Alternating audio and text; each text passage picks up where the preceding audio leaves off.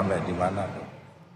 Anies Baswedan akhirnya buka suara soal sinyal dari PKS yang putar haluan merapat ke Koalisi Indonesia Maju untuk mengusung Ridwan Kamil di Pilgub Jakarta.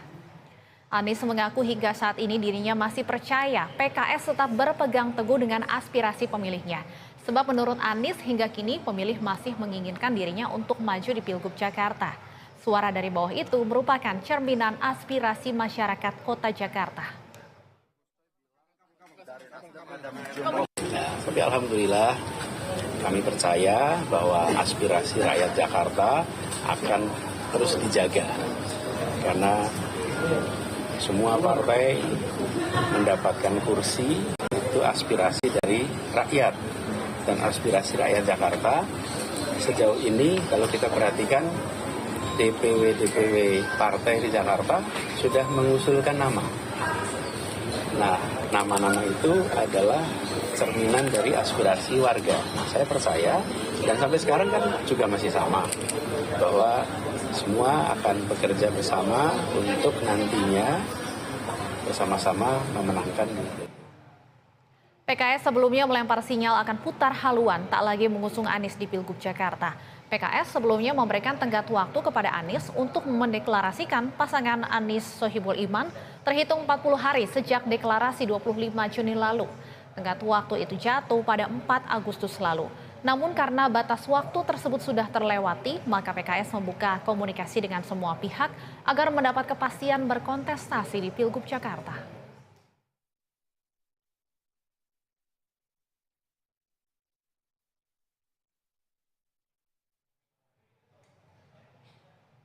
Untuk membahasnya lebih lanjut, kami sudah terhubung dengan Ujang Komarudin, Direktur Eksekutif Indonesia Political Review, dan Refrizal, politikus senior PKS.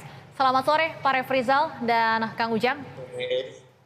Selamat sore. Terima kasih sudah bergabung. Baik, saya ingin langsung konfirmasi dulu nih ke Pak Refrizal. Kalau Pak Anies tadi mengatakan aspirasi dari masyarakat masih menginginkan Pak Anies berlaga di Pilkada Jakarta. Jadi bagaimana, PKS akan memberikan perpanjangan waktukah untuk Pak Anies mencari dukungan tambahan atau seperti apa sikap dari PKS saat ini untuk Pilgub Jakarta? Sebenarnya Anies telah diputuskan oleh PKS, didukung oleh PKS berpasangan dengan Sohibul Iman, ya. Itu jelas saya sudah bilang, namanya Presiden PKS langsung mengumumkan. Nah, sudah barang tentu sesuatu itu kita tidak boleh terpaku pada itu saja, gitu ya. Anies telah berikan tugas untuk mencari 4 kursi lagi minimal, kan? Untuk menambah kursi PKS yang 18 untuk digenapkan menjadi 22. Itu tugas Pak. Sebenarnya kalau yang lebih cocok itu ditanyakan ke Pak Anies. Kalau PKS telah memutuskan, nah, apakah keputusan PKS itu sesuai aspirasi masyarakat Jakarta sepertikan oleh Pak Anies itu telah dijawab oleh Pak Anies atau belum, gitu kan? Karena PKS nggak cukup porsinya 22. Kalau PKS sudah jelas tegas kepada publik menyampaikan bahwa mendukung Anies Sohibul Iman, atau pilihannya Anies menjadi kader PKS atau Anies Sohibul Iman. Pilihan hidup ini kan ada pilihan-pilihannya, dan juga PKS sebagai partai pemenang di Jakarta juga tidak mungkin juga kosong-kosong, gitu kan? Nggak mungkin kosong-kosong. Aspirasi masyarakat Jakarta juga, aspirasi kader PKS juga yang harus diperhatikan oleh semua pihak, termasuk oleh Pak Anies sendiri, aspirasi itu. Nah, saya kira lebih tepat ini ditanyakan Pak Anies. Dia udah siap belum? Udah ada dukungan belum? Dikasih oleh PKS mandat, dikasih SK oleh PKS, udah siap belum? Tambah 4 kursi lagi. Nah, bawalah SK itu dukungan partai lain itu kepada PKS, pasti PKS akan mendukung Anies dan Sohibul Iman. Pasti. Saya akan berubah. Oke. Tapi kalau nggak ada Aniesnya diam-diam aja atau malah menjauh-jauh, makanya tanyakan ke Pak Anies itu. Jangan tanyakan PKS, jangan bolak-balik itu dong. Baik, jadi memang mencari tambahan 4 kursi ini sudah diamanatkan ya oleh PKS kepada Pak Anies untuk mencari tambahan dukungan tersebut. Iya. Oke. Dan itu tertuang dalam SK dukungan dari PKS kepada Pak Anies. Dan sebagainya. Iya. Baik. Baik, Kang Ujang, bagaimana Anda melihat potensi PKS meninggalkan Anies dan juga bergabung dengan Koalisi Indonesia Maju Plus Jangan di salah, Pilgub Mbak. Jakarta? PKS itu bukan meninggalkan Anies. Tidak ada PKS meninggalkan Anies, itu terbalik nama beritanya itu. Baik, Ya. jadi apa yang penyebutannya seperti apa nih, Pak Refrizal? Mencari opsi PKS lain? telah memutuskan Anies Soebul Iman, nggak ada yang meninggalkan.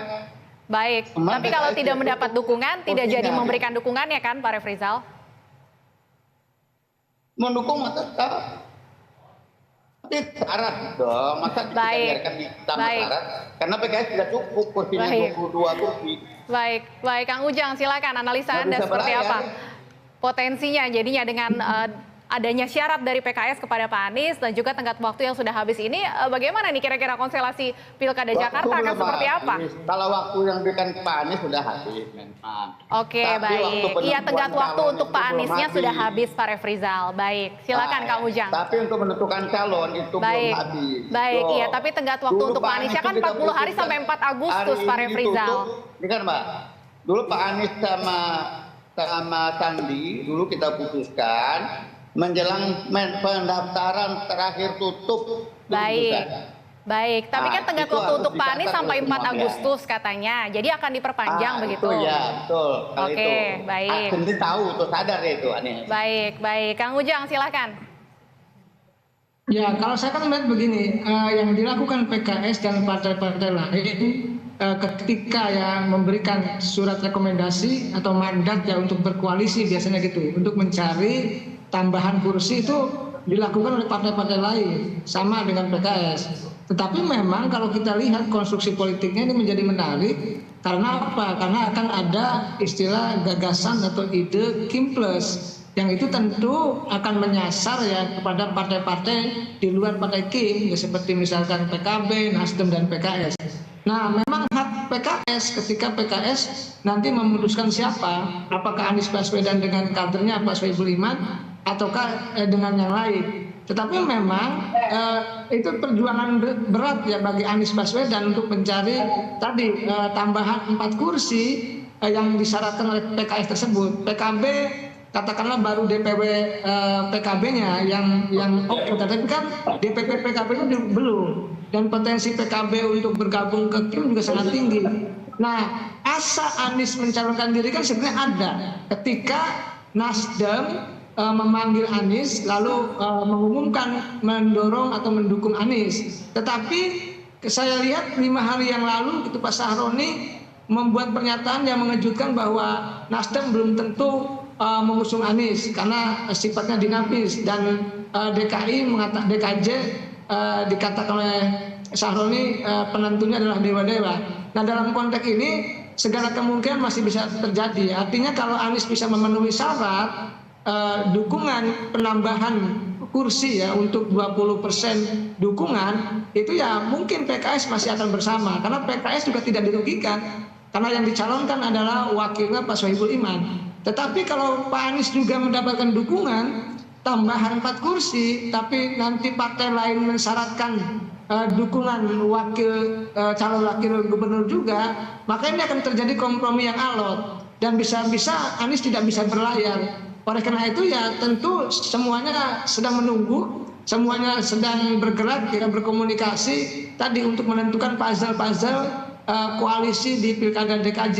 Dan ini menarik karena tadi Anies yang dianggap punya elektabilitas tinggi, dianggap kuat, hari ini tadi partai-partai masih belum menentukan sikapnya dengan tegas ya. Kalau PKS mungkin tadi sudah dengan bersyarat, tapi partai lain masih goyang ya, masih tarik ulur terkait dukungannya kepada Anies Baswedan. Sebenarnya ruang Anies untuk menjadi calon gubernur ada. Kenapa? Misalkan DPW PKB setuju dengan Aniesnya, lalu PKS juga kan setuju dengan Aniesnya, Nasdem juga setuju dengan Aniesnya. Tetapi memang harus dicari formulasi wakil atau calon wakil gubernurnya siapa. Dan PKS mensyaratkan adalah Pak Soebul Iman. PKB juga pasti punya usungan, Nasdem juga punya endorse pasti siapa yang akan didukung. Oleh karena itu ya ini harus ada titik temu. Kalau tidak ya Anies tidak bisa berlayar. Saya boleh mengkritisi ya terkait dengan sikap PKS di Sumatera Utara, dan itu sah-sah saja apa yang dilakukan oleh PKS. Misalkan ketika PKS memberikan surat dukungan kepada Edi Rahmayadi dan Edi Rahmayadi tidak mampu ya memenuhi kuota tambahan koalisi bagi dirinya, maka PKS pun memutuskan untuk mendukung Bobi Nasution. Dan itu juga bukan sebuah kesalahan dari PKS karena memang syaratnya seperti itu. Jadi di DKI pun saya meyakini kalau Anies tidak memberikan syarat atau memenuhi syarat yang diinginkan oleh PKS, ya bisa saja PKS memberikan pertimbangan yang lain begitu.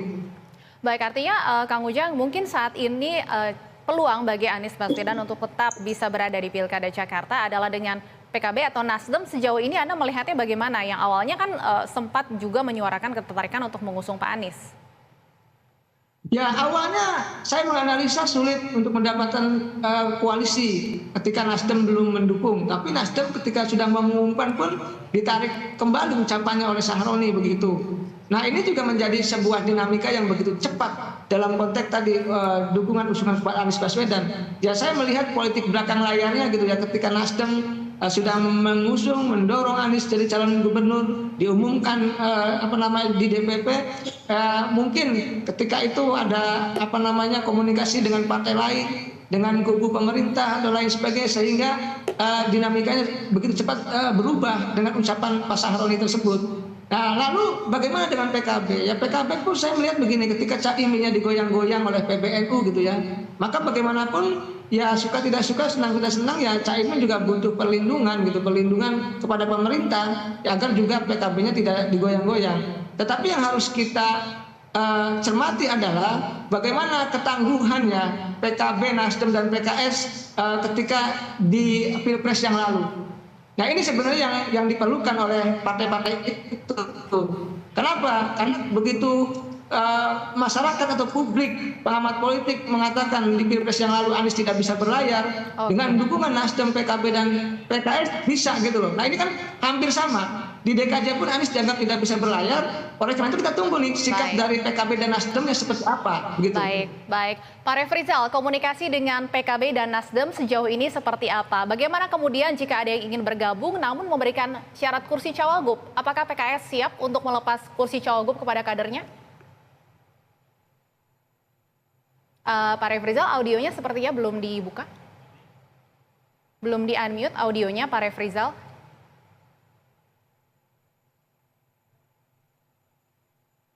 Pak Refrizal, kami belum bisa mendengar suara Anda. Baik, sudah terdengar Pak Refrizal, silahkan.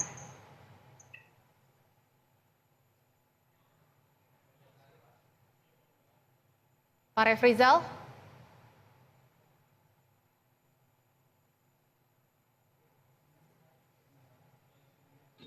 Sudah terdengar belum? Baik, sudah terdengar Pak Refrizal, silahkan.